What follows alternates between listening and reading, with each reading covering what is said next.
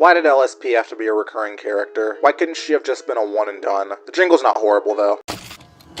Sometimes things you'd never expect to change your mind on end up doing just that. Lumpy Space Princess, the most unapologetic California girl you'll ever witness. Everyone except the stupid little mouse! With how prevalent she is in this show, given the nature of her character, well, I guess I'm not that surprised that people aren't talking about her, but it made me a lot more enamored by that fact and had me thinking about her a lot. I mean, you're looking at a guy who played defense for a character who had 15 minutes worth of dialogue across 3 90-minute films. But my thesis of that video kind of applies to why I even made the decision to reevaluate LSP in the first place. Although enjoyment is subjective, the characters of any piece of media is often what keeps us engaged. Good ones can save a story with lower stakes, but bad or uninteresting ones can't save a story where the stakes are higher. And there always tends to be a reason for them being in the show for as long or short of a time as they are. So with how harsh I previously was on LSP, I decided to rewatch her episodes in the show to see if there was something I was missing. It has been a little minute since I've done a character analysis, and come on, it's Pride Month, how can I not do something Adventure Time related? Lumpy Space Princess first made her debut in what's one of my favorite episodes of season 1, Trouble in Lumpy Space. Premise for this episode is that she accidentally bites Jake and gives him an infection that turns him into a lumpy space person, so they have to travel to lumpy space in order to find an antidote. You know, it follows the formula the episodes of this season will normally go for, putting Finn in a position where he has to go on an adventure and learn a lesson about being a hero, while using it as an opportunity to spotlight a new character, location, or both in the land of Ooh. Now, here's the thing. That throwaway line where I said that LSP should have been a one and done character, in retrospect felt like an oversimplification. And this rewatch altered my perspective on why the creative team chose to give her so many recurring appearances throughout the show. Obviously, the fact that she's voiced by Pendleton would be a major contributing factor. It's a non-intrusive way of him being a part of the show that isn't limited to working behind the camera. It's like in Owl House when Dana Terrace voices that funny white demon with the big nose, who I regrettably did not mention in my ranking of every episode last year. Agents of free expression! They will never silence us! Yeah, she's great. Another sign that LSP was gonna be a mainstay in the cast that I should have picked up on is the different layers of comedy present with her character. Usually the appeal of the other princesses that aren't Ember or Pink Lavender Peach just come from the nature of their existence. I mean, look at the variety of the lineup. We've got a slime princess, a crab princess, a frozen yogurt princess, a hot dog princess. But LSP has a lot more working in her favor writing-wise. Once they enter Lumpy Space, the first thing we find out is that she does not get along with her parents. They won't let her use the car because they don't trust Finn and Jake, the smooth people, as they say, introducing us to one of the show's most prominent running gags. So don't lump a yarn, man! What did I say? What did you just say? It's done in a way that might take adults off guard with the assonance between God and glob or lump and the F word, especially with how casually she delivers it. It fits her a lot more than the other characters in the early seasons. Too bad that means she's banished from using the royal car. After that scene with her parents and all of her interactions with Finn and Jake up to this point, you can also tell that she's very self-centered and detached from the way she comes across to others. It wouldn't have been difficult to just explain the situation to her parents, even if she was frustrated and in a hurry. She doesn't take responsibility for it either, even though Jake's life is kind of dependent on if they can get to make out points. But all she can think about is her boyfriend. It's the kind of behavior that seems like it would be a deal breaker for both the characters and the audience, but that's not entirely true. When it comes to unsympathetic characteristics like vanity, overconfidence, and general selfishness being depicted in media, there are usually 3 ways to execute it successfully. One is by making these significant flaws that need to be overcome throughout a continuous story. 2 is by doing the inverse, by making the characters progressively develop these traits over time through a strong motivation or ideology. And 3 is where these traits are established from the start and embraced by the characters in question.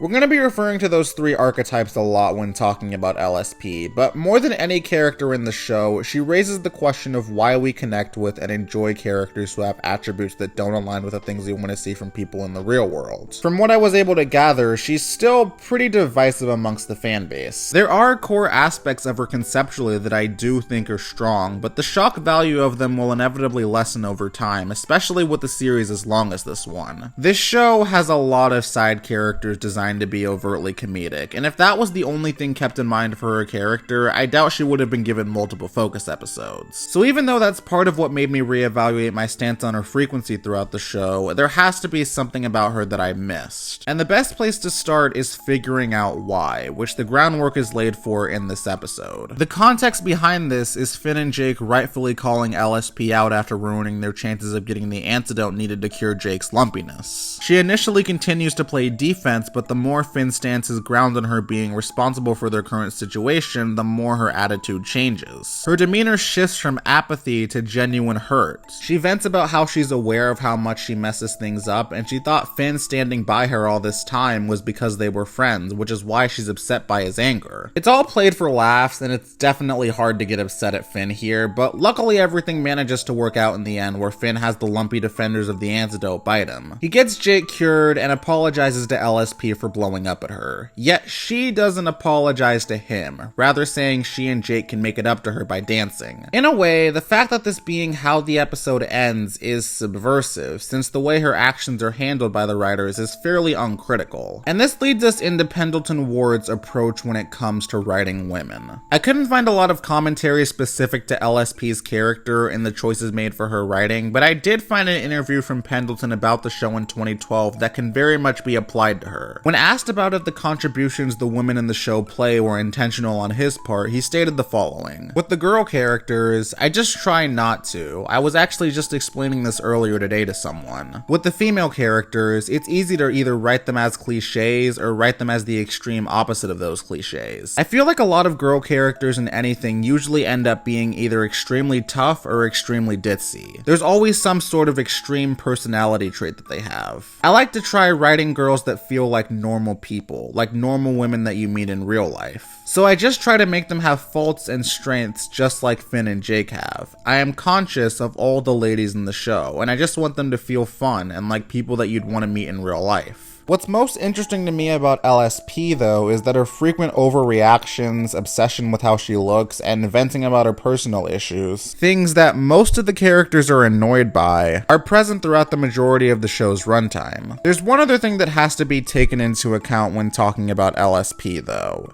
She's a teenage girl. And while the way she acts is a hyperbolic representation, this can be how people in her demographic act, and it's difficult to put up with at times. Wait, what?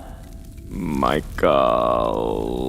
I mean, in the very next episode where Ice King's capturing all the princesses in the kingdom to marry one of them against their will, LSP's not intimidated, she's just bored. Or in Bad Timing, where Bonnie makes a time-traveling orb and she begs her to use it to help her get back with her ex-boyfriend. And when she says no... Pull yourself. You skunk!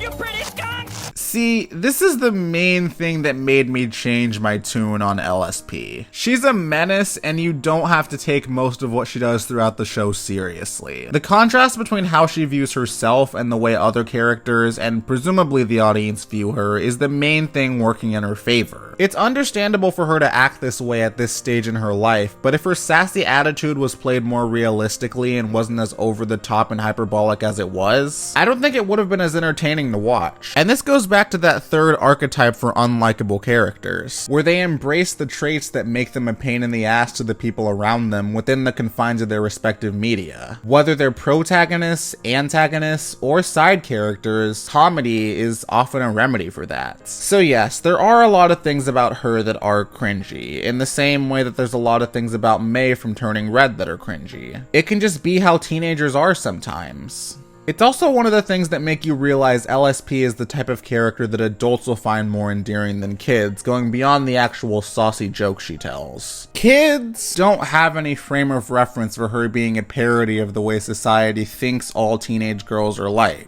And that hyper-literal manifestation being brought to life by Pendleton, who gives so much personality and life to the character out of all the ones in the show, and adding an extra comedic layer to that parodic angle by being a man voicing the character, it makes you wonder if he's trying to say something genuinely significant with her, most of it being subtextual. According to a retrospective of the series alongside Regular Show written for the Harvard Political Review back in 2020, the innocence I perceived was merely a self-illusion. Like I've discussed, the shows weren't made to be innocent. Not only were their plots adult and complicated, but they came from adults, full of experience with the real world. Experiences they vented through their ridiculous, animated characters. It wasn't there to not be seen, I just didn't see it. I focused on my sugary cereal and my comfy bed, on the simpler stressors of the time. That's one of the elements that makes the first half of this show still fun to go back to despite it being more episodic. Even though it matches with its target audience, the writers have always managed to subtly sneak in bits that one will find more humorous with age. I mean, I guess there is this the kids would only find funny. Whoa, Lumpy space.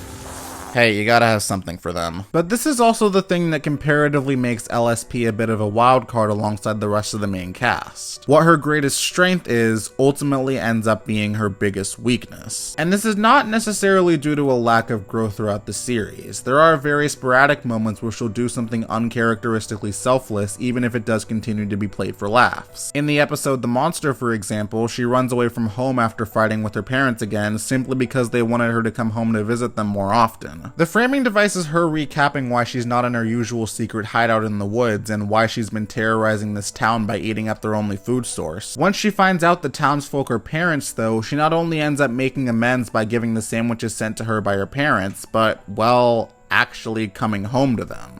You guys are parents?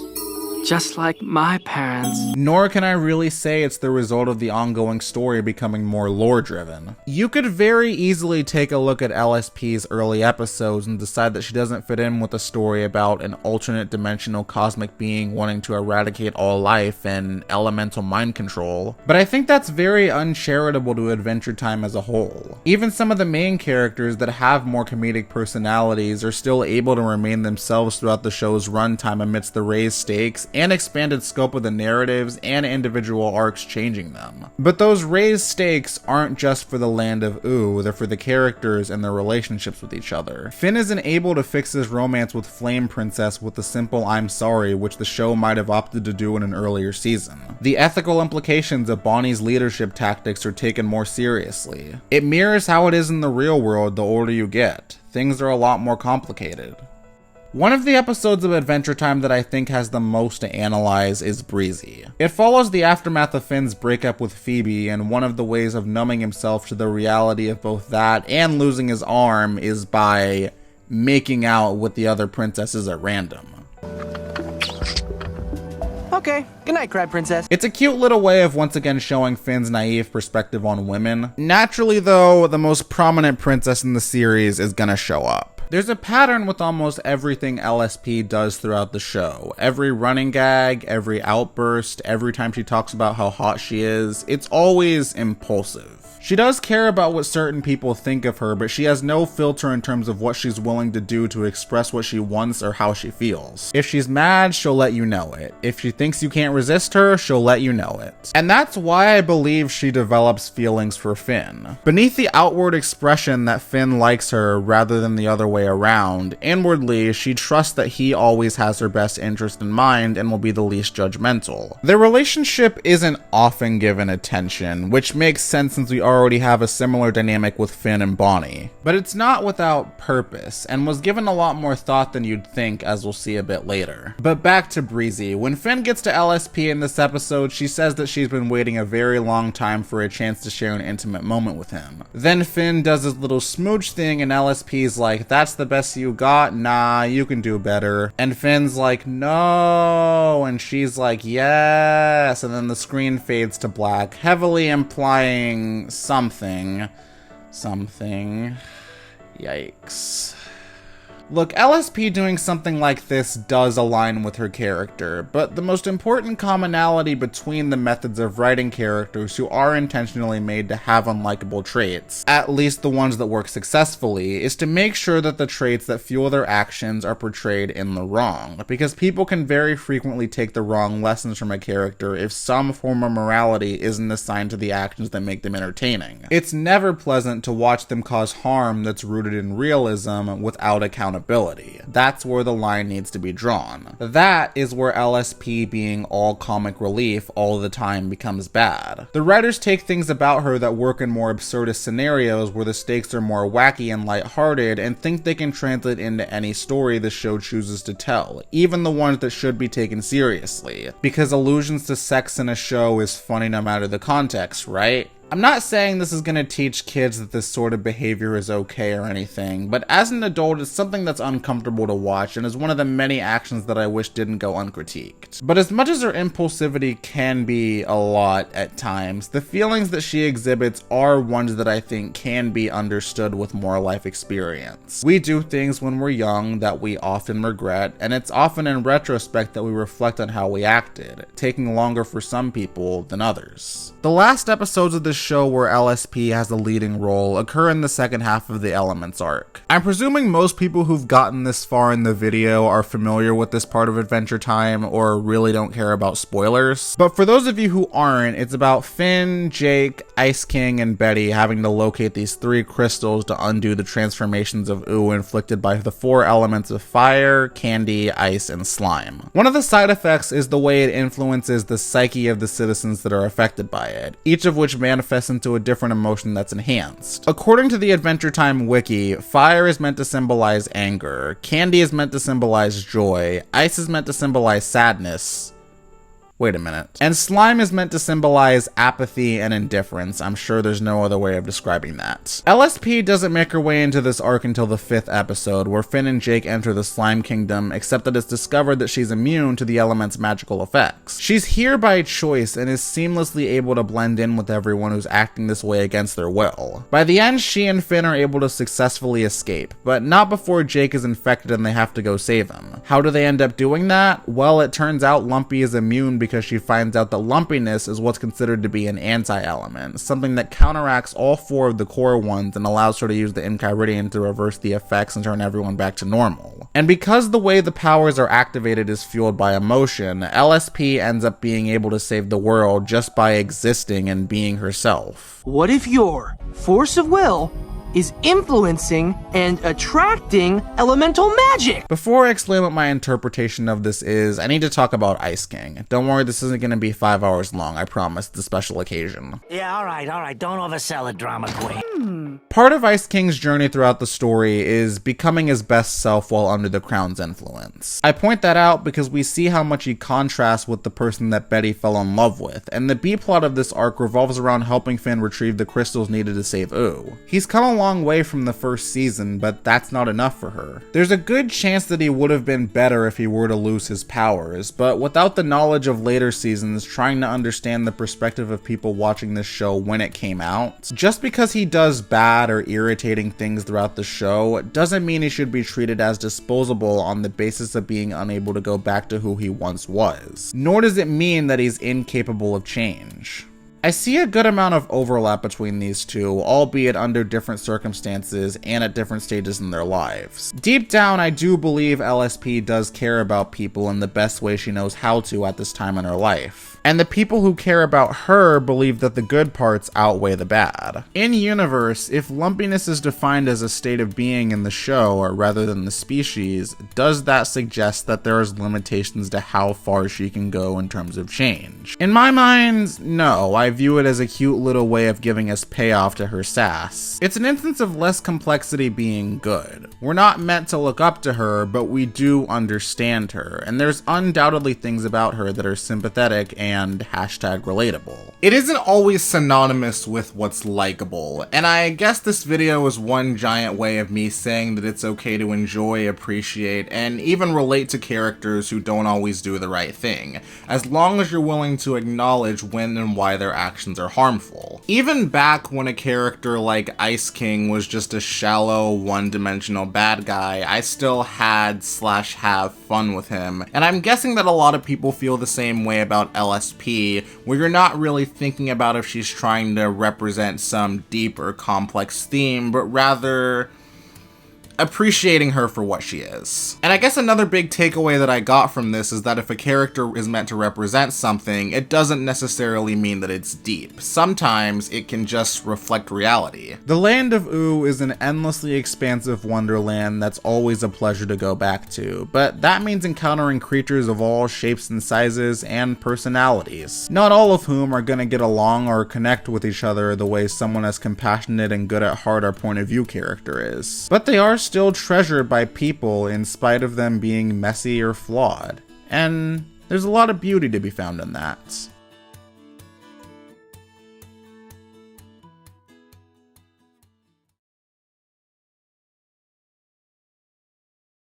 I just get really embarrassed about it. Happy birthday to you. I didn't mean to do Marilyn Monroe. Just came out of me. Happy birthday to you. Happy birthday, my mom.